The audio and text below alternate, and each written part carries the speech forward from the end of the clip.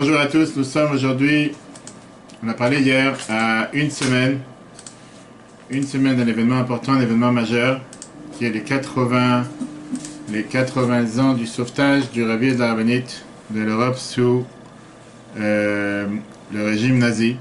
C'était le 28 Sivan. On a parlé hier le premier cours, qu'est-ce que veut dire ce jour-là? Et on ne peut pas s'imaginer qu'est-ce que le monde, pas seulement le monde travail, mais le monde tout court, le peuple juif et le monde en général aurait été si jamais il n'y aurait pas eu ce sauvetage miraculeux. J'invite tout le monde à revoir le cours sur l'application Torah.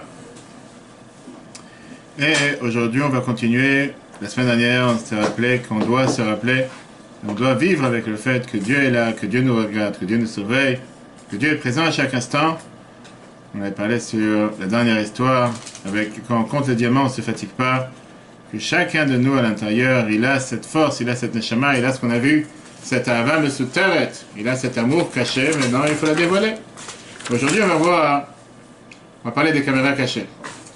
Pourquoi des caméras cachées? Parce qu'aujourd'hui, on va voir comme quoi, puisque Dieu il voit ce qui se passe dans chaque instant dans le monde, comme nos sages nous disent, Aïn Roa Vozen Shemat, il y a un œil. Qu'est-ce que tu veux chercher? Va chercher le sel, poivre, moutarde, ketchup, amen, amen. Il y a tout dans la moi. Sel, poivre, moutarde, ketchup. Puisque Dieu voit tout ce qui se passe à chaque instant, et Dieu est présent et il voit exactement tout ce qui se passe avec chacun d'entre nous. Alors la question qui dérange, à l'époque il n'y avait pas les caméras cachées. À l'époque il n'y avait pas la technologie qu'on a aujourd'hui. C'est vrai qu'aujourd'hui tu ne peux pas faire un coin de rue, tu ne bouges pas dans un coin de rue qui n'était pas filmé. Alors des fois on te prévient, on te dit avant souriez vous êtes filmé. Que ce soit dans les magasins, que ce soit dans les ronds-points, tu as même des petites villes, Seine-et-Marne, où tu ne sais même pas s'il y a 30 ou 40 habitants, mais tu as des caméras d'extérieur, tu as des caméras qui sont sur chaque poteau. Parfois c'est bien pour la tranquillité des habitants, etc.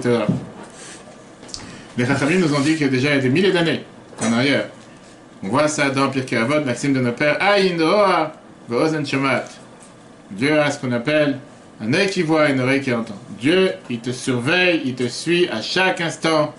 Et tout ce que tu fais, Sefer Netavim, c'est inscrit dans le livre de nos actions. Il n'y a rien qui est oublié. Au début du chapitre 41, on a vu qu'on doit se rappeler le fait que Dieu, il est Mabit Allah, il regarde sur nous à chaque instant. Et on a terminé avec ça le cours précédent qu'on peut voir sur l'application Torah. Comme quoi, Dieu nous sauve, Dieu est présent. Chaque chose qu'on fait a un compte, chaque chose qu'on fait a un sens. C'est pas que bon.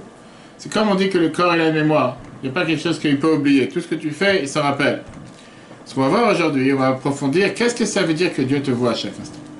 Qu'est-ce que ça veut dire il voit ce qui se passe dans les intestins, il voit ce qui se passe dans les reins, il voit ce qui se passe dans ton cœur. Est-ce que Dieu il a des sensors, on appelle ça? Est-ce qu'il a des yeux? Est-ce qu'il a des oreilles? Est-ce qu'il a des moyens technologiques pour pouvoir nous suivre et pouvoir être derrière nous à chaque instant? On va voir, est-ce que vraiment les Chachamim qui nous ont dit qu'il y a des yeux qui voient et une oreille qui entend, est-ce que c'est réel ou c'est juste une métaphore pour autre chose? Quelle différence entre la connaissance de Dieu et la connaissance de l'homme?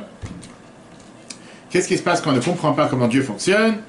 Et comment arriver alors, parce que le but c'est de savoir comment arriver à la crainte de Dieu, et ça c'est le 4e paragraphe du chapitre 42.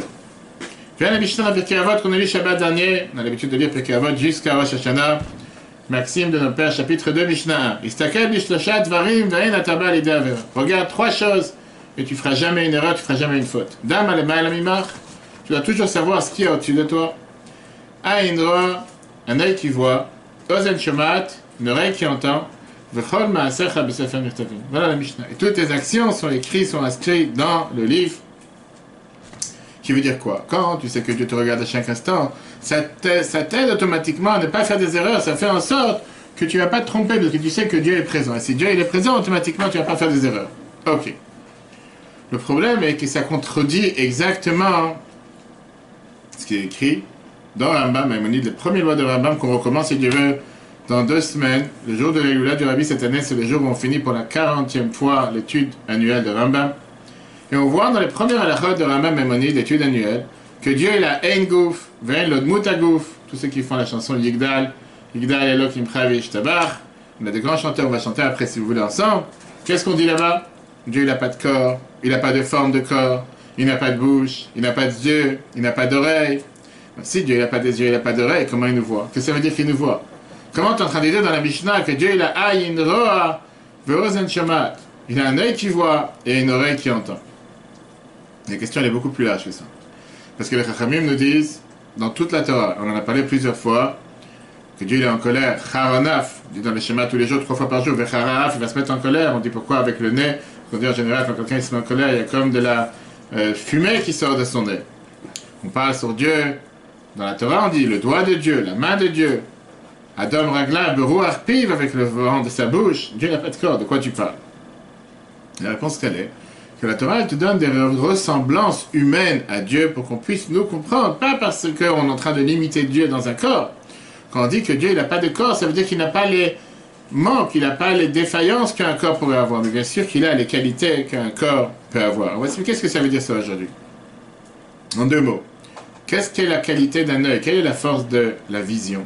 Champ de vision, c'est que tu peux voir, et à travers, c'est pas juste voir une image. Tu vois une image et à travers ça, tu attrapes quelque chose. Pourquoi? Tu vois une image, je sais pas, du sang par terre par exemple, ça fait peur. Tu vois du feu, tu te mets en mode protection. Tu vois un chanteur ou tu vois des gens en train de danser, tu as envie de danser. Donc, c'est pas juste la vision qui fait que, bon, tu as vu quelque chose, c'est que ça a un impact sur ton cerveau, ça a un impact sur tes sentiments. Et donc, tout le champ de vision, c'est quelque chose qui est beaucoup plus large que juste simple voir quelque chose. C'est voir et agir. Mais il y a aussi son inconvénient, comme j'ai dit tout à l'heure. Parce que pour ça, on te dit qu'il y a certaines choses qu'on ne peut pas voir. Je parlais avec une femme enceinte la semaine dernière en disant que c'est connu ce que le rabbi disait, que c'est bien qu'une femme enceinte ne va pas visiter des animaux non cachers, qu'elle fasse attention à ce qu'elle voit, ne pas se mettre en colère, et surtout pourquoi? Parce qu'on dit que chaque chose qu'elle voit, ça a un impact directement sur son enfant qui vit dans son ventre. Parce que l'éducation ne commence pas une fois qu'un enfant il a bar mitzvah, ou 15 ans, ou adolescent, ou 18 ans, mais il commence déjà depuis la confection. Et donc... Le plus étonnant, en fait, c'est que Dieu connaît tes pensées. On va y arriver à ça, ne me demande pas de la vision, on va y arriver. Le but, le machin, tout ça, c'est... T'as raison. On peut comprendre, mais... Alors que dans la vision de Dieu, il n'y a que la qualité de la vision sans le défaut. Je veux dire, il n'y a pas les limitations qu'il y a dans l'œil corporel, l'œil matériel. Il sait tout. Sans avoir besoin d'avoir un champ de vision, il n'a pas fait une opération pour une cataracte, il n'a pas mettre des lunettes, il n'a pas besoin d'avoir des loupes, il n'a pas besoin d'avoir des lentilles. Alors 2 questions que vous venez de demander à Hervé. Première question, comment ça marche? Qu'est-ce que ça veut dire vraiment que tu vois tout? Et la question, sous-jacente que Hervé vient de demander, si c'est déjà ce que je vais faire dans 10 minutes, alors laisse tomber quoi. Je suis déjà filmé avant d'être filmé. C'est pas que la caméra elle sait ce que... La caméra elle a déjà pas besoin de moi. Sans moi elle sait déjà ce que je vais faire. Ça va, laisse-moi tranquille, j'ai pas besoin de bouger. Pour ça la Moazakin va t'amener pour pouvoir te donner la compréhension comment fonctionne le corps. Et quand tu comprends comment fonctionne le corps, tu vas pouvoir comprendre comment fonctionne ces paroles par rapport à Dieu. Comment tu ressens ce qui se passe dans ton corps si tu n'es pas capable de voir ton corps? Tu vois ton corps, tu ne sais pas ce qui se passe dans ton corps. Aucun de tous ceux qui sont ici présents sait ce qui se passe dans son corps. Alors, une fois que tu vas faire un scanner, tu vas faire un IRM, tu vas faire un radio, et pour ceux qui ont l'habitude, faire des bilans généraux, etc., comme j'ai l'habitude plusieurs fois, on t'explique toujours la différence. Là, on te dit, va faire une radio. Non, mais la radio, c'est pas assez approfondi. Il faut que tu fasses un scanner. Ce scanner, c'est pas assez approfondi. Tu fasses un IRM. Ou même un IRM plus poussé. Toi, qui comprends tout, tu regardes ces images avec gris foncé ou noir. Tu dis absolument rien. Tu vois le médecin qui commence à regarder. Il te parle au téléphone dans le casque pendant 1 heure. Et il commence à dire des mots que tu n'as jamais entendus de ta vie. Tu sais pas de quoi il parle. Et tu dis, dis-moi la conclusion de ces 3 pages que tu viens de taper parce que j'ai pas compris. Tout ça pour dire rien de spécial. Dis-moi un mot, il n'y a rien de spécial. Et va savoir, il commence à te décortiquer ce détail, ce détail. Tu comprends absolument rien. En 2 mots, tes yeux ne sont pas capables de voir ce qui se passe dans ton corps. Si tes propres yeux, ne sont pas capables de voir ce qui se passe dans ton corps, oui, tu vois superficiellement que tu as une tache, tu vois que tu as du sang, tu vois que tu as un bouton. Mais tu vois pas ce qui se passe à l'intérieur, ça c'est superficiel. Si tu vois pas ce qui se passe dans ton corps, à quoi servent tes yeux? Si je te demande la question, pourquoi tu as besoin des yeux? Quel est le but des yeux? Si tu vis tout seul, s'il n'y a personne d'autre, tu es dans 4 murs, tu es enfermé. Quel est le but? Pourquoi tu as besoin d'avoir des yeux? Pourquoi Dieu t'a donné la fortune pour apprendre? Très bien. Tu connais la Tfila par cœur, tu connais la Torah par cœur. Qu'est-ce que tu fais avec tes yeux? La réponse? Ok. Mais est-ce que tu as besoin de vivre avec un monde extérieur? Donc justement, les yeux, c'est pour faire savoir à l'homme ce qui se passe en dehors de son corps. Tu n'as pas besoin d'avoir des yeux et des oreilles pour savoir ce qui se passe dans ton corps. Parce que Dieu nous en préserve, même quelqu'un qui est sourd, même quelqu'un qui est aveugle, il ressent les mêmes choses que toi tu ressens. Pourquoi? Parce que l'âme, la neshama, se trouve dans chaque partie du corps et elle fait vivre le corps. Elle ressent tout ce qui se passe dans le corps. Quand tu as un ongle incarné, ou quand tu as un autre souci dans le bras ou dans le pied, parce que ton âme ressent à travers elle ressent cette peine, cette souffrance à travers ce qui se passe dans les doigts de pied. D'accord? Si maintenant, tu ne ressens pas ce qui se passe dans une partie du corps, c'est là que le problème arrive. Ça veut dire qu'il y a une déconnexion. Ça veut dire que le membre, il est séparé de l'anshama. Quand on finira le live, rappelez-moi, je vous raconterai une histoire de quelqu'un que j'ai rencontré cette semaine sur ce sujet. Et ça veut dire qu'il n'y a pas d'âme dans cette partie du corps. Parce que Dieu nous en préserve des gens qui ont des problèmes de diabète, parfois qu'on a coupé des doigts de pied, qu'on a enlevé certains membres du corps. Ou quelqu'un qui sent que la gestion du cerveau à la main ou au pied ne passe pas. Et puisque la gestion du cerveau à la main ou au pied ne passe pas, c'est un grand problème. La même chose, on voit dans cette connaissance extérieure et connaissance intérieure, on la retrouve dans les lois de Kippour. Le Shulchan Aruch, Or HaChaim, Siman 618. Première halakha te dit la phrase suivante. Un malade qui dit qu'il a besoin de manger le jour de Kippour. Quand un malade, le Shulchan Aruch te dit Minastam, il ressent qu'il a besoin parce qu'un cœur reconnaît ses propres souffrances. Même si 100 docteurs disent qu'il ne doit pas manger, on écoute le malade. Parce qu'une personne ressent ses propres problèmes, ressent son cœur. La même chose par rapport à cette connaissance de Dieu.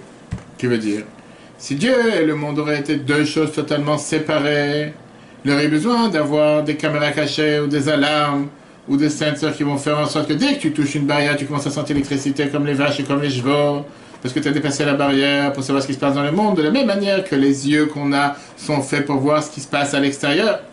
Mais la vérité, elle est qu'il n'y a rien à l'extérieur de Dieu.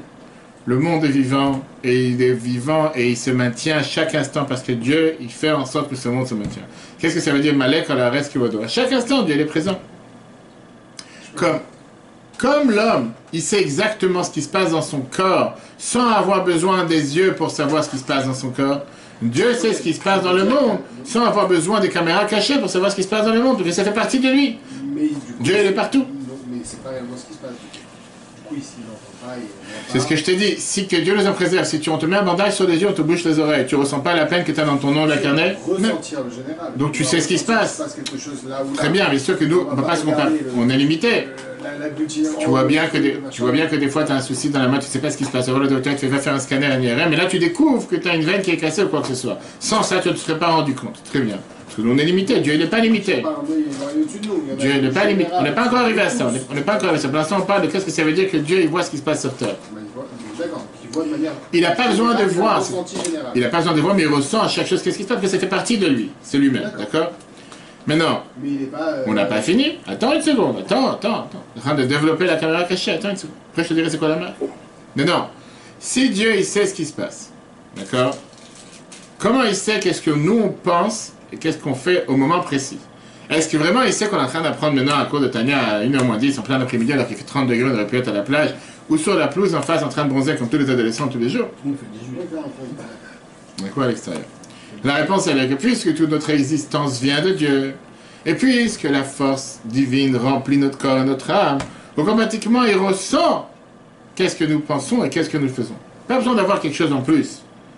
On n'est pas dans la tête de la caméra, c'est pour ça que tu as une caméra qui vient et qui te filme. Dieu c'est toi et toi c'est Dieu. Qu'est-ce que c'est un être humain? Tu as une parcelle divine qui te fait vivre. Et ça c'est ce que le Moazak explique dans le prochain paragraphe, le premier paragraphe qu'on a aujourd'hui dans le 4e paragraphe du chapitre 42, on peut voir les cours dans l'application Torah, le cours précédent. Qu'est-ce que ça veut dire Ayin Roa ve'ozen shomat? Qu'est-ce que ça veut dire que tu dois te rappeler qu'il y a un œil qui regarde et une oreille qui entend alors que Dieu n'a pas de mout à gouffre, Dieu n'a pas de forme de corps. Du coup, si on est une partie de Dieu, oui. on fait de mauvaises actions, oui. au final on dévalorise Dieu. Tout à fait. Le Moazaken te dit clairement, on a vu ça dans le chapitre 30, que quand quelqu'un fait une erreur, c'est comme si tu prends la tête du roi et tu la mets dans le trou de toilette. Avec plein de saletés, plein d'extréments, parce que tu es en train de... Mais là, il t'explique par rapport à un homme, de la même manière qu'un homme, il sait tout ce qui se passe dans son corps, Dieu il sait tout ce qui se passe dans le monde. Et c'est la raison pour laquelle on dit dans la prière de Kippour, Vegam kol hayotsu lo nichad mimcha, qui veut dire que puisque c'est un yotsu, puisque c'est une créature que toi t'as créée, automatiquement c'est comme si je te dis ta main, tu ressens ta main, c'est ta main. Ça veut dire que tu ne ressens pas ta main. Et si tu ne ressens pas ta main, tu as un problème. Nous sommes une partie de Dieu, c'est Dieu qui nous a créés. Automatiquement, c'est tout à fait normal qu'il nous ressent. Le Moazaken termine avec la phrase que Maïmonide appelle Amen. Rambam, quand tout de suite voir, il te dit que même les kabbalistes ont été d'accord avec Rambam, qui te dit deux choses. toutes les créatures. Et c'est les premières lois qu'on va revoir dans Rambam, si Dieu veut, dans la 41e fois qu'on va recommencer le Rambam, le lendemain de l'Aïloula du Rabbi cette année, le 14 juin, d'Alet Tammuz, dans laquelle il est dit que toutes les créatures existent par la définition même qu'il y a un Dieu qui existe. Si Dieu est vrai, les créatures sont vraies, c'est une chose. Et Dieu sait automatiquement tout ce qui se passe avec chacun d'entre nous, que tu veuilles ou tu veuilles pas.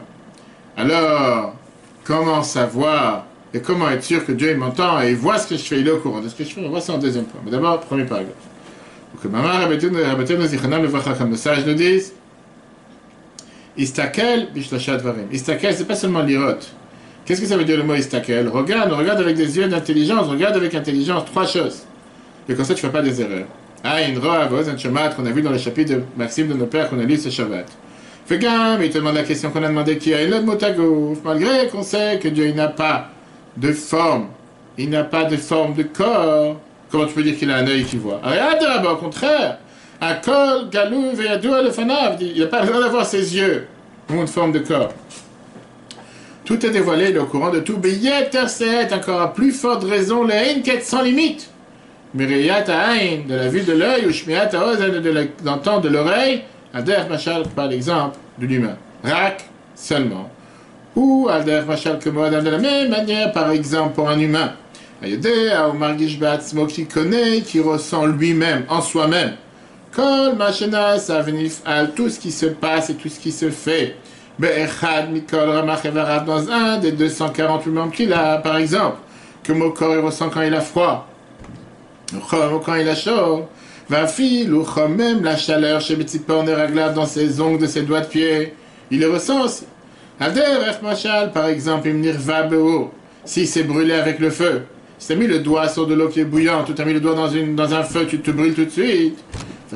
Pareil, l'homme il ressent Mautam Veatzmutam, il ressent l'existence même. Qu'est-ce que c'est? L'essence même de ses membres. Tout ce qui change, tout ce qui va pouvoir être influencé de ses membres, Yodea ou Margish Bemocho, il le sait et il le ressent dans son cerveau, sans le voir et sans l'entendre. Il n'a pas besoin d'être avec les yeux ouverts, ni avoir, même s'il a les oreilles bouchées ou les yeux fermés, il ressent chaque chose qui se passe avec son corps. La même chose qu'on a cette connaissance, Al-Delach Machal, c'est par exemple, on peut dire, Yodea Kadosh Baruch Hu, Dieu il sait, Kol Anif'al Bechol Anivreim. Tout ce qui se passe dans toutes les créatures, dans tous les mondes, les Nevetatonim, le monde d'en haut et le monde d'en bas, Liot Kulam, Mashpeim, Imenu Yidbarach, Mushpeim, parce qu'ils sont tous influencés et reçoivent leur vitalité et leur source de vie de Dieu lui-même. Comme c'est écrit, qu'on a vu justement dans la prière, Kimimcha Kol. Ça c'est écrit dans l'Ivrei Yamim, tout vient de Dieu. Ça c'est ce qui est écrit dans le Moussaf qu'on dit Rosh Hashanah. Kol Hayetzur le Nichad Mimaka. Aucune créature peut être effacée, peut se séparer de toi. Tu fais partie des créatures, c'est toi qui les as créées. Donc moi, je Katav Rambam, comme Rambam il écrit dans les premières halachot, les bases et les fondements de la Torah, le chapitre 2 halakha 10, Veskimu lazeh chachmei Kabbalah, ils ont été d'accord à ça, les sages de la Kabbale. Moshe Katav Ramak, comme il a écrit le Moshe Cordovero dans le Pardes, dans les livres de Kabbale, chez lui, dit Atatzmok vayachol, que en savoir qui nous sommes réellement, Yodea Kol Anivraim, Dieu il sait exactement toutes les créatures Animtsaim qui existent, qui se trouvent Mamitat Imatzor, du fait que la véracité de Dieu, Dieu est présent, Dieu est quelque chose de réel, automatiquement tout ce qu'il a créé, il est aussi réel. Ça veut dire que Dieu a des caractéristiques, c'est ça que ça veut dire. Tout de suite, tu vas voir, tu vois ce que ça veut dire. S'il te dit ça c'est bien, ça c'est mal, ça veut dire que lui, oui, il y a quelque chose. Pour Dieu, il n'y a que du bien. Sauf qu'il y a un point important par rapport à la question qu'il a demandé, toi aussi. Il n'y a pas de neutralité. Tout à fait, sauf que la différence, c'est qu'il a donné le libre arbitre. Oui, d'accord. Et ça, c'est la différence. C'est Dieu, il a su, si on peut dire, dans le langage de la chassidut, de se déconnecter et te laisser de la place. Parce que si jamais il ne serait pas retiré, quand on a vu ça dans les autres chapitres, on verra ça plus tard aussi, c'est pas veut dire qu'il s'est retiré, qu'il s'est enlevé. Il n'aurait pas eu la place pour la création des mondes. Le fait qu'il s'est concentré, automatiquement, il a laissé la place, comme on a vu plusieurs fois, pour que les mondes puissent exister. Mais c'est pas parce qu'il s'est retiré qu'il n'est pas là. Il est présent, tout en laissant une autre place. On va tout de suite voir comment il nous voit et comment il nous entend. Ouais. Il y a un enfant qui est rentré une fois à la maison, il a dit à son père, on a voulu me mettre une claque à l'école. Alors le père, il lui a dit, d'où tu sais qu'ils ont voulu te mettre une claque? Est-ce que tu as vu quelqu'un qui essaie de te donner une claque? Tu as entendu quelqu'un qui a dit qu'il va te donner une claque? Peut-être que tu as un souffle divin, ou Ruach HaKodesh, ou tu as une caméra cachée que quelqu'un l'a programmée. L'enfant, il a dit, non, ils m'ont donné une claque. Ok. C'est-à-dire, on parle ici de quoi? Pas d'une connaissance extérieure, des yeux ou des oreilles. Mais il a ressenti la claque, il a ressenti la claque, ça fait partie de lui, il sait de quoi on parle. D'accord. Ok, ça c'est première phase, première couche du millefeuille. On a vraiment millefeuille. Que chaque ressemblance corporelle, c'est exactement la même chose pour Dieu, sauf que Dieu n'a pas les limites que nous avons en tant que corps humain. Nous, on a les limites avec derrière les yeux, ce qui nous impacte pas. Dieu n'a pas ces limites-là. Très bien. Mais de l'autre côté, on voit que la même règle qui s'adapte à l'humain s'adapte aussi à Dieu. Qui veut dire, cette ressemblance est seulement par rapport à la qualité et pas par rapport au défaut. Parce qu'il y a une énorme différence entre la manière comme un humain comprend son corps et comment Dieu comprend l'humain, puisque c'est Dieu qui l'a créé. Quelles sont d'abord les limites et quelles sont les défaillances, quels sont les défauts dans la connaissance du corps humain? Pour l'humain, je parle, pas pour Dieu, d'accord? Le fait que tu ressens et tu connais ce qui se passe dans ton corps, c'est parce qu'on a dit tout à l'heure que tu as la neshama, l'âme qui est présente dans chaque partie de ton corps, et c'est pour ça que tu ressens ce qui se passe dans les doigts de pied, etc. Mais à ça, il y a aussi l'envers du décor. Il y a le contrepartie. C'est quoi le contrepartie? La douleur, par exemple. La douleur. C'est le fait que, automatiquement, tu sais ce que tu as, ça a un impact sur ton âme. Quelqu'un qui devient triste, il devient joyeux, ça a un impact sur le système spirituel, le psychisme de la personne, qui est, comme j'ai dit, tu ne peux pas déconnecter la vue du reste. C'est impossible. Ça force à pas si tu es un morceau de pierre. Mais en règle générale, tu ne peux pas le faire. Tu peux peut-être être totalement déconnecté de ce que tu vois à l'extérieur, parce que ça ne te regarde pas, c'est pas ton mari, c'est pas ta femme, c'est pas tes enfants, c'est un être humain, c'est quelqu'un que tu connais pas. Bref, tu peux parfois voir quelque chose qui se passe, et ça peut ne pas te toucher, parce que c'est chez les autres. Mais tu ne peux pas ne pas avoir un impact sur ce qui se passe à l'intérieur de toi. Sur toi, ça a un impact. Ça dépend de ce que tu fais avec. Par exemple, si le corps reçoit un coup, tu marches, paf, t'es tombé. T'es cogné quelque part. Trébuché par terre. Pas seulement que le corps, l'âme, elle enregistre une mise à jour. Un coup vient d'être pris. Volontairement ou involontairement. Mais elle ressent de la peine, quand il y a la douleur.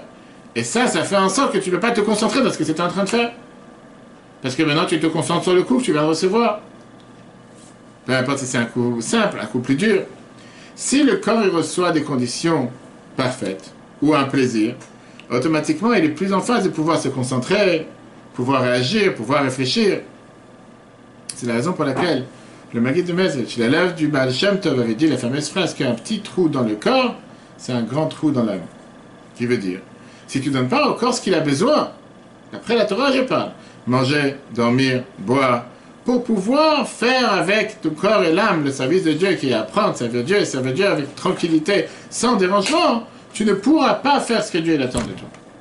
Et donc, le fait de connaître ton corps, c'est ce qu'on appelle une connaissance à deux sens. Il n'y a pas seulement, qu'on appelle ça, une rue à un sens. D'un côté, tu sais tout ce qui se passe dans ton corps parce que l'âme, elle remplit le corps. De l'autre côté, tout ce qui se passe dans ton corps a un impact sur l'âme. Une situation dans laquelle le corps n'a pas d'impact sur l'âme, c'est aussi quand l'âme ne sait pas ce qui se passe dans le corps. Et ça, c'est de deux manières, ou quand tu dors, ou bien quand tu es déconnecté. Parce que Dieu nous en préserve, il y a un tuyau bouché, il y a un vaisseau bouché, il y a une veine bouchée. C'est un problème. Ça, c'est pour l'homme. Est-ce qu'on peut dire la même chose pour Dieu? Non. Chez Dieu, c'est tout à fait différent, c'est ce qu'on a dit tout à l'heure. Il y a l'avantage sans l'inconvénient. Il y a la qualité sans le défaut. Sans le défaut. Il sait, il connaît tout ce qui se passe à chaque instant, il ressent tout ce qui se passe dans le monde, mais ce qui se passe dans le monde n'a pas d'impact sur lui. C'est la différence. C'est pour ça que dans Malachi, chapitre 3, verset 6, c'est écrit la fameuse phrase qui est parfois écrite dans les synagogues sur le mur, Ani Hashem lo shaniti. Je suis Dieu, je n'ai jamais changé. Dieu n'a pas changé avant la création et après la création. C'est écrit dans Yov, dans Job, Im chatata matif albo, ve'abu peshaecha mataselo. Si tu as fait beaucoup d'erreurs, c'est pas pour ça qu'on t'a dit tout à l'heure que ça va faire une erreur. Ça va faire une erreur aussi, ça va marquer dans le système chez Dieu qu'il a fait une erreur. Mes fautes ne peuvent pas toucher Dieu, ne peuvent pas avoir un impact sur Dieu pour bien comme pour mal. Ça ne veut pas dire qu'il ne se considère pas avec ce que je fais. Au contraire, il y a les récompenses, il y a le salaire, punition, etc. La Torah te dit que Dieu est en colère. Parachat cette semaine, on a vu sur le cours lundi soir, dimanche soir, pour les filles de Strasbourg, qu'on peut revoir sur l'application. Marie-Cour, comment se plaindre? Quelles sont les deux conditions pour se plaindre? Si tu aimes râler, faisons-le déjà comme il faut. Marie-Cour, parce que les 3 dernières semaines, on n'arrête pas de voir des gens que pour un rien ils se plaignent. Pas qu'ils se plaignent pour quelque chose. On a vu Shabbat. D'abord, on se rappelle le poisson gratuit qu'on a mangé en Égypte, comme s'il y avait des sushis du matin jusqu'au soir, alors qu'il n'y avait rien de gratuit. Comment elle a commencé la plainte? Mia achilenu basa. On veut des steaks, on veut, je sais pas, des grillades, des shawarma, on va savoir, des parguites, je sais pas ce que tu veux. Et après, ils disent, on se rappelle le poisson. Quel rapport maintenant? Tu veux du poisson, tu veux de la viande. Est-ce que tu mélanges tout? Et comme on a vu plusieurs commentateurs qui te disent qu'ils avaient de la viande. Ils sont sortis d'Égypte avec énormément de bétail. C'est pas que c'était pas de viande. Mais ils n'avaient pas des centaines de kilos dans l'assiette. Se plaindre pour se plaindre. Ça, c'est maintenant l'histoire des explorateurs. Là, c'est prochaine dans l'histoire de Korach. On est dans la période où il faut se plaindre, pour se plaindre, sans rien d'autre. Ok. Comme j'ai dit tout à l'heure, ça veut dire quoi? La Torah, elle te dit que la faute et les erreurs qu'on fait, ça n'a pas influencé à Dieu qui va, à cause de ça, se mettre en colère. Bien sûr qu'il va agir pas heureux et pas content, mais c'est pas que lui, il est en colère. Maintenant, il est énervé, il ne veut pas te parler. Ferme la porte. Regardons le texte. C'est cet exemple qu'on a donné du corps et de l'âme. Le 2. Oui, Ben. Exactement. Ben Amachal, Ben Nimshal, la différence entre l'exemple, la métaphore qu'on a donnée à Dieu. Chez Machal, j'ai cet exemple du corps et de l'âme. Et Noël, les shakach et taozen, c'est juste pour faciliter l'oreille. En deux mots, pour t'aider à comprendre, et c'est ce que d'ailleurs Rashi dans le Chumash te répète sans arrêt. Dibra Torah que la Sham Adam. La Torah, elle parle en langage humain pour que tu puisses comprendre. Aval Behemet, mais réellement, Eina Machal Domel Nimshal Kla. L'exemple qu'on a donné ne ressemble en rien avec la métaphore qu'on vous donnait par rapport à Dieu. Pourquoi? Kinef Adam, parce que l'âme de l'humain, Afil ou Asichlit Ve'elokid, même l'âme divine, l'âme qui est cérébrale, imite pas elle peut s'émouvoir, elle peut s'étonner, elle peut être impactée, des événements qui se passent sur le corps et des souffrances du corps. En deux mots, tu ne peux pas être déconnecté avec ce que tu vois, ce que tu entends. Mahmat itlapshuta, parce que cette âme elle est habillée, mamash totalement en bas nefesh achiyunit. Dans l'âme, tu l'as fait vivre, ameloubesh de gouf mamash qui est habillé dans le corps. Aval, Akadosh Baruch Hu, Dieu, le Saint béni soit-il. Et n'omite pas, il ne peut pas s'émouvoir, il ne s'émouvoit pas du tout. Chaz Shalom, que Dieu nous en préserve. Mimorae, Olam, Vachiniya, de tout ce qui se passe dans le monde. Ça n'a aucun impact sur lui. Velo, Olam, Atzmo, il ne s'émouvoit pas non plus de ce qui se passe, du monde lui-même. Chez Koulam, parce que tout ça, et n'importe Boshum, chez nous, il n'a aucune différence, aucun changement. Chaz Shalom sur lui. En deux mots, il n'y a que le côté positif, mais pas le côté, le retour. Une fameuse histoire que le rabbin racontait des centaines de fois pour parler comment il ne faut pas être orgueilleux. Il y avait un juif qui une fois parti en Yichidout en audience privée chez le Tzemar Tzedek, troisième rabbi de Chabad, et il s'est plaint que tout le monde marche sur moi. Où je vais, les gens m'écrasent. Là, je vais à la synagogue, on me fait une réprimande. Là, chat, il n'y a pas une chose que... Il y en a marre, je ne peux pas respirer. Tout ce que je fais, on m'écrase. Le Tzemar Tzedek, il a répondu, et qui t'a demandé de t'étaler tellement partout? Là, la réponse, c'est que Dieu lui a dit, le fait que tu te mélanges de tout et tu es partout, même dans les choses qui ne te regardent pas, automatiquement, tu sens que tout le monde t'écrase. Reste à ta place. Il y a des gens qui arrivent dans la synagogue, qui commencent à voir, lui, tu n'as pas les filines droit, l'autre, il n'a pas le talis droit, l'autre, c'est pas cette page, l'autre, je sais pas, tu fais du bruit, l'autre, il dit, chut, taisez-vous. Qui t'a demandé de te mêler? Reste dans ton coin, tu veux lui prier. Prier, reste à ta place. Des gens sont toujours obligés, ils doivent toujours se faire remarquer et s'assurer que tout le monde a reconnu qu'ils sont là. Parce que tu as la police de Dieu ici. Tu as la caméra cachée, tu es venu voir. Tu es venu prier, prends ton livre, assis-toi, tais-toi, tu n'es pas content, va ailleurs. Qu'est-ce que tu viens et commencer? Je veux dire, heureusement, ici, au travail, on est béni, on n'a pas des juifs pareils. Ça ne veut pas dire que c'est des malheurs d'avant, mais des fois, c'est très. Il y a des gens qui prennent très mal. Tu sais, des gens qui. Pour le malheureux qui vient d'arriver pour la synagogue une fois par 3 mois, il n'a jamais mis les pieds avant. Paf, il se prend des claques. Le talit, il est tordu, ton talit, il est tordu, et l'autre, il est bouleversé. Il dit, mais qu'est-ce que tu parles? Reste à ta place, qui t'a demandé? Ça, c'est ce que le Tzemar Tzedek lui dit. Qu'est-ce que ça veut dire, la phrase qu'il lui a dit, qui t'a demandé de t'étaler partout? De t'étaler partout, de quoi on parle ici?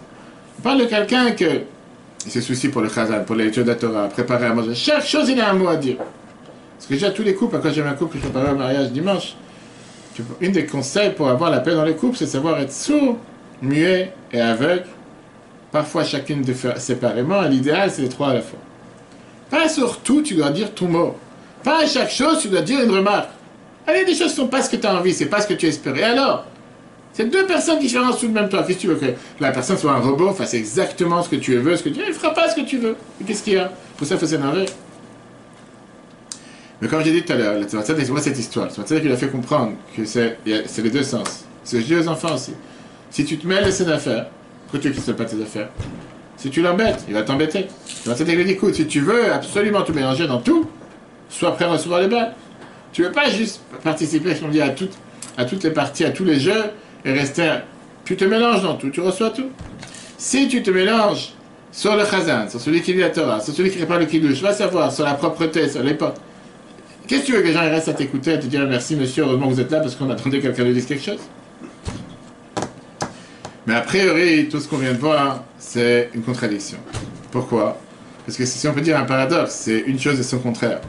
Au début du cours, aujourd'hui, on a vu que quoi? Que Dieu n'est pas en dehors du monde, il est dans le monde, il ressent ce qui se passe dans le monde, il sait ce qui se passe à chaque instant, etc. Et là, tu dis que tout ce qui se passe dans le monde, ça n'a pas d'impact sur lui. Pourquoi tu parles? Il est à l'intérieur ou il n'est pas à l'intérieur? S'il est dans le monde et il sait ce qui se passe, et il voit ce qui se passe, et il ressent ce qui se passe, comment tu peux me dire que ce qu'il ressent et ce qu'il voit, ça n'a pas d'impact sur lui? C'est un paradoxe.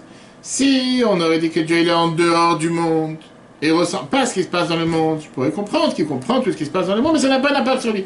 Il regarde à l'extérieur. Comme on a dit des fois, tu as les policiers qui sont avec 20 écrans devant eux et ils te manipulent, et ils voient tout ce qui se passe dans la ville. Ils voient que dans telle et telle rue, il y a tel et tel événement, donc ils appellent sur le parleur en faisant savoir, en disant, écoutez, allez chercher, il y a là-bas un vol, il y a là-bas un cambriolage, il y a là-bas une personne qui se fait agresser, mais la personne est dans son bureau. Il n'est pas, je me rappelle l'histoire qu'on a vue la semaine dernière, c'est qu'il ne sera pas dans les cours, avec le facteur qui a lu la lettre sur le père qui est décédé. Et la personne est morte, et la personne s'est évanouie, et le facteur est toujours debout. Et quelle différence? Parce que pour lui, ça le concernait, c'était son père, alors que le facteur, il faisait une simple lettre, sans différence. Mais si tu me dis que Dieu, il est dans le monde, il sait ce qui se passe dans le monde, il voit ce qui se passe à l'intérieur du monde, automatiquement, comment tu peux dissocier le fait que le monde n'ait pas un impact sur Dieu? Bien sûr, il devrait avoir un impact sur Dieu. Comment tu peux avoir les deux choses, l'un et son contraire? Dieu, il ressent tout ce qui se passe dans le monde, parce qu'il a tout créé, mais le monde n'a pas d'impact sur lui. Pourquoi pas? Si c'est une partie divine, si c'est une parcelle divine, si c'est un morceau de Dieu, automatiquement, ça doit dans les deux sens. C'est une des questions les plus compliquées qui existent dans tous les livres de Kabbale, dans tous les livres de recherche juifs, dans tous les livres de Rishonim, dans tous les livres d'Acharonim. C'est pas simple. Il parle sur cette question, comment Dieu peut connaître tout ce qui se passe dans tous ces détails, et néanmoins, il reste seulement un, pas une ou une, et il n'est pas décomposé. Comment il peut être mélangé sans être mélangé? Comment il peut savoir tout ce qui va se passer, et néanmoins, ça ne contredit pas le libre arbitre? Je vous l'ai dit tout à l'heure. Quand la Mishnah te dit, Pirkei Avot, à Kol Tzafouy, Dieu sait exactement ce que tu vas faire ce soir, demain soir, après-demain soir, il sait tout. Mais néanmoins, la Mishnah continue vers Reshut Natuna. Il te laisse le libre arbitre. Et c'est vrai que nous, en tant qu'humains, avec un cerveau limité, matériel, terrestre, on n'arrive pas à comprendre une chose pareille.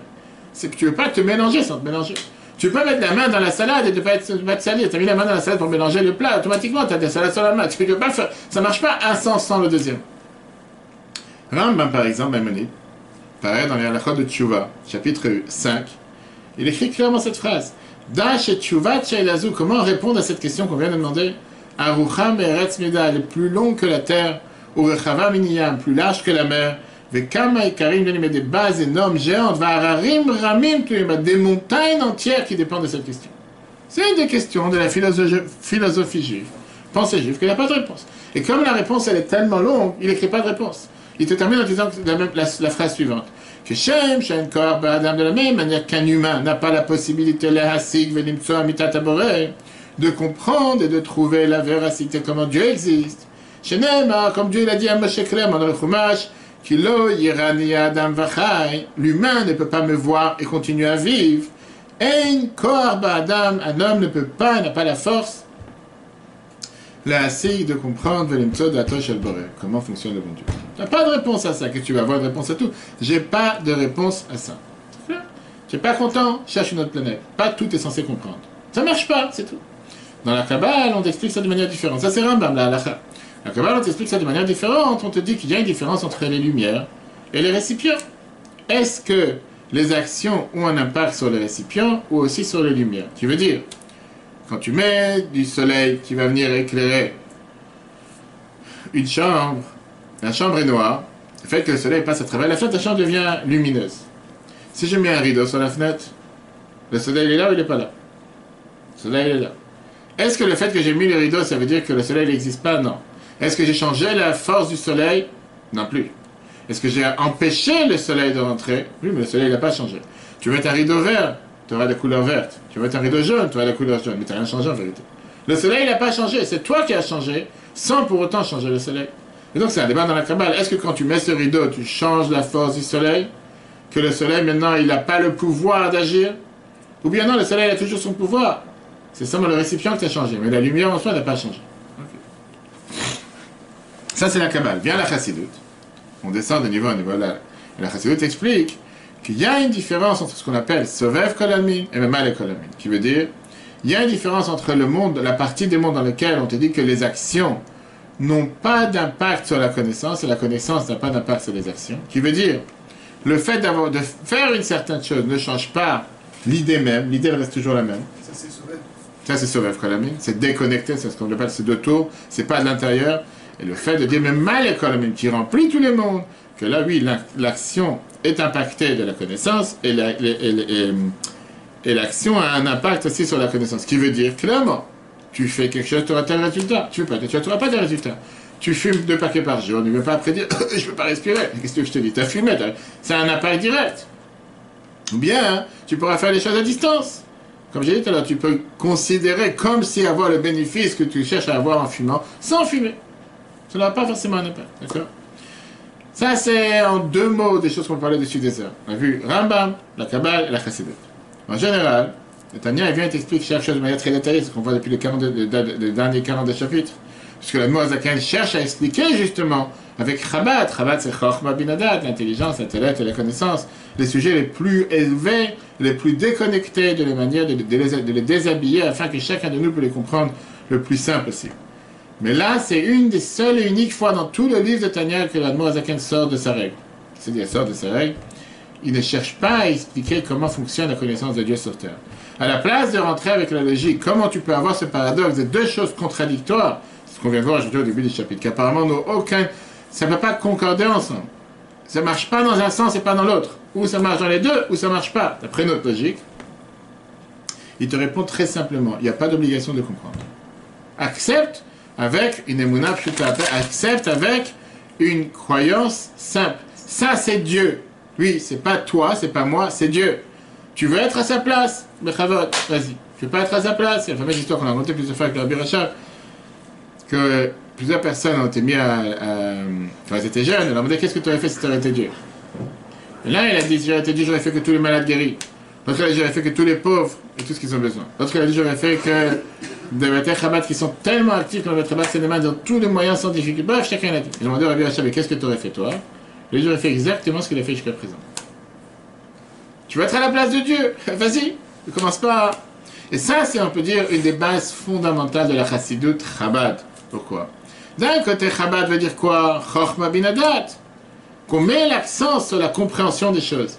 Comme on a vu plusieurs fois dans les cours précédents, que Chabad demande un travail intérieur, pas un travail extérieur. C'est pas juste sauter sur un camion et danser en se disant que comme ça j'ai servi Dieu. C'est bien pour un début, mais c'est pas le but. Le but en soi, c'est de se changer de l'intérieur, comprendre avec soi-même. C'est pas parce que tu vas mettre un pin que tu vas avoir un drapeau dans tes mains que tu as servi Dieu. Servir, ça veut dire s'asseoir, apprendre, comprendre, intégrer, réfléchir, et avec ça, transformer de l'intérieur, pas d'extérieur. De l'autre côté, c'est pas pour autant qu'il faut tout comprendre. Il faut se rappeler qu'on est bas, on est humain, on est terrestre, on est matériel, on est limité, et qu'il y a des choses que tu ne dois pas comprendre. Malheureusement, ce qui s'est passé il y a un mois à Méron, c'est exactement ce que la Torah te dit. Je ne suis pas censé avoir de réponse à tout. Je ne dois pas chercher à comprendre tout ce qui se passe. Je suis une simple créature, Dieu est limité, Dieu sait ce qu'il fait dans ce monde, et c'est pas parce que je ne comprends pas que ça doit avoir un impact sur ma émouna. Difficile, qui a dit que ça doit être facile? Ça, c'est notre rôle sur terre. J'ai pas un but à comprendre les chemins de Dieu sur terre. Shabbat dernier, c'était Nassau, il y a 2 semaines, on a pris un merveilleux discours du Rabbi de 1974. C'était juste après 3 événements tragiques majeurs. Il y avait l'attentat à Maalot, l'attentat à Kiryat Shmona, et au total, 39 enfants ont été tués par Arafat et ce terroriste Abou Mazen, qui aujourd'hui est partenaire pour la paix. Et le monde était déchiré. Des enfants, et c'était d'abord un kidnapping, après les enfants, ils ont été tués dans un bus, bref, je connais des détails en tête, je n'ai pas tout. 39 enfants au total. Et après, il y avait aussi un accident de voiture, le 8 Sivan. C'est juste après la même semaine. Il y avait un accident de voiture dans lequel les 4 personnes ont été tuées, dont ceux qui étaient parmi eux le grand rabbin de Kfar Chabad, Chassid, Nachum Goreli, et d'autres 4 personnes importantes, par un accident de voiture. Bref, mon Dieu, ce Dieu à l'époque était totalement déchiré, c'est tellement de malheur. Tu vois les discours du Rabbi Shabbat qu'on a appris il y a 2 semaines. Je te dis, les phrases que je viens de dire, c'est les mots que Rabbi emploie. On n'est pas là pour répondre Dieu, on n'est pas là pour comprendre Dieu. Qu'on doit faire, se renforcer dans les mitzvot, vérifier les mitzvot, Rabbi dit. Lui, se renseigner, voir les mitzvot, malheureusement, que dans cette école, il y avait le nombre d'enfants exacts qui sont fait tuer, le nombre de mitzvot qui n'étaient pas cachés. Rabbi dit clairement, ça ne veut pas dire qu'ils sont morts parce qu'il y a eu 24 mitzvot pas cachés, pour ça il y a eu 24 enfants tués. Qui peut me dire une chose? On ne comprend pas les schémas de Dieu sur terre. Mais ce qui n'empêche pas que c'est une réalité qu'il fallait vérifier, et que maintenant on a le devoir de se renforcer, etc. Exactement la même chose ici. Et donc, comme on l'a dit tout à l'heure, ne pas pouvoir tout comprendre, c'est une chose, mais ça ne doit pas bouger la Emouna. Pourquoi? Parce que la Emouna, on est quand même des maminim, des enfants, des croyants, fils de croyants. Et la meilleure compréhension à ce conflit interne que nous avons, on peut le voir avec Moïse, Moshe. Qu'est-ce qu'on a vu à la fin du Chumash, début du Chumash Shemot? Lama areta la amazé. Moshe demande à Dieu, pourquoi tu fais du mal à ton peuple? Pourquoi? À cause de toi, ils n'ont pas reçu maintenant... Avant, ils avaient au moins les quotas des briques. Avant, ils avaient au moins le blé pour les briques. Et même ça, ils ne sont pas capables de recevoir. Moshe, il n'était pas en train de crier sur Dieu. Seulement, il était en train de dire à Dieu qu'il ne comprend pas comment la mission que tu m'as donnée va amener la délivrance. Très bien. À la place, ça a fait souffrir. Qu'est-ce que Dieu lui dit? Vaïra, elle a vote. Dieu, il lui dit, je regrette le fait que les patriarches ne sont pas là. Parce que eux, ils n'ont pas posé de questions. Toi, tu as posé des questions. Ok. Ça veut dire... C'est vrai que Moshe... Abraham, il a posé avant de... Oui, mais après, il est parti. De Sodome et Gomorrhe, très bien, mais après, quand Dieu lui a dit, non, si t'as pas, il dit, oui, je lève les bras. Et c'est comme ça. Ben, il a essayé de débattre. Après, là, ça marche pas, ça marche pas. Donc, c'est vrai que Moshe, c'est ce qu'on appelle la chorma, l'intelligence. Et Moshe voulait comprendre. Moshe, c'est le summum de la bonté. Très bien. Mais il se rappelle que la base n'est pas de compréhension. On l'a bien dit, naase venishma. On va faire et on va comprendre. La Emouna. D'accord? Ça, c'était par rapport à Moshe. Dans les paragraphes d'aujourd'hui, on voit comme la Moazaken était dit que comprendre la connaissance de Dieu, c'est débattu dans tous les kabbalistes, mais on peut s'arranger sans comprendre. Parce qu'on est des minimes, on est des croyants, fils de croyants, sans forcément faire des recherches et des enquêtes logiques pour comprendre. Pourquoi? Parce que tout ce qu'on cherche à comprendre, c'est des épreuves et un essai de la logique humaine de comprendre Dieu. Et qui a dit que l'humain est capable de comprendre Dieu? La Emouna, à la fois, elle est capable de comprendre Dieu. Et ça s'exprime dans chaque juif, comme le juif le plus simple, qu'on dit tous les matins dans la prière, dans les korbanot, Atao Achilonivra Olam, toi tu es le même avant que le monde a été créé, tu es le même après que le monde a été créé. En deux mots, que le Dieu est le seul qui n'a pas changé avec la création du monde. Veinei, Kedei, las, qu'ils aient afin de comprendre clairement dans notre cerveau comment Dieu il connaît tout et néanmoins le monde n'a pas de changement sur lui. Kfar Eri, Chouchach Mehamet, ils ont déjà en parlé longuement, les sages de la Kabbale dans leur livre. Mais il te répond en une phrase. Kol Israël, minim, on est tous des croyants, fils de croyants. Blishum chakirat sechel enoshi, sans aucune investigation, recherche de la logique humaine. Mais c'est ce qu'on dit dans la prière. Atao, achelon ivra olam. Toi, tu es le même avant que le monde ait été créé, le même après que le monde ait été créé, comme on a vu dans le chapitre 20, qu'on peut revoir sur l'application et tout. Un des grands chassidim Chabad en Amérique, le Rav Yoel Kahn, qui a été, on dit, le cerveau que depuis 1950, quand il était devant le Rabbi, il était répété après que le Rabbi parlait pendant des heures, mot par mot de ce que le Rabbi il a dit. Plusieurs personnes ont dit que c'était des cerveaux mémoire. Il raconte qu'une fois, il y a une personne qui était dans un fabrique du Rabbi, quand beaucoup de juifs du monde entier, des grands rabbins qui étaient dans la Rabbi, et qu'ils n'arrivaient pas à croire et comprendre le Rabbi parle pendant 3, 4, 5, 6, 7 heures, 8 heures, sans aucun livre, sans aucune note.